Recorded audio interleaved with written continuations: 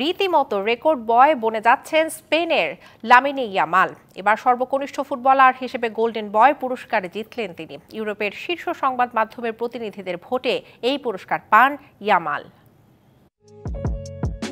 18 বছর হবার আগেই ফুটবলে একের পর এক ইতিহাস গড়ে যাচ্ছেন লামিনে ইয়ামাল। এবার 2023 সালের বছরব্যাপী দারুণ পারফরম্যান্স করে গোল্ডেন বয় পুরস্কার জিতেছেন বার্সার এই যুবক। ইতালিয়ান সংবাদ মাধ্যম তুত্তো স্পোর্টস ইয়ামালকে এই পুরস্কার দেয়। অনূর্ধ্ব 21 বছরের ফুটবলাররা এই পুরস্কারের আওতায় আসলেও জুরি বোর্ডের জন্য বরাদ্দ 500 পয়েন্টের মাঝে 488 পয়েন্টে পেয়েছেন ইয়ামাল। এর আগে Wayne Rooney, Messi, Mbappe, Jude বেলিংহামের মতো খেলোয়াড়রা জিতেছেন এই অ্যাওয়ার্ড।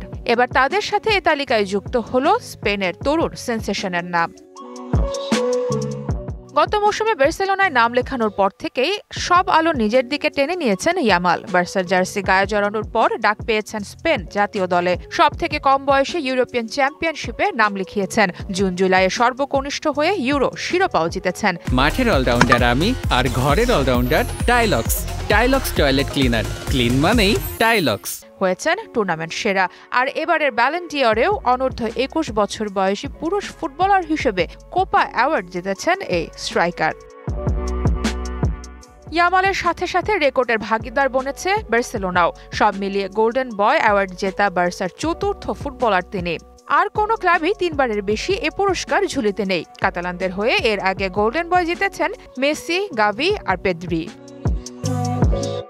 সারা মাহবুব, ডিবিসি নিউজ ডেস্ক।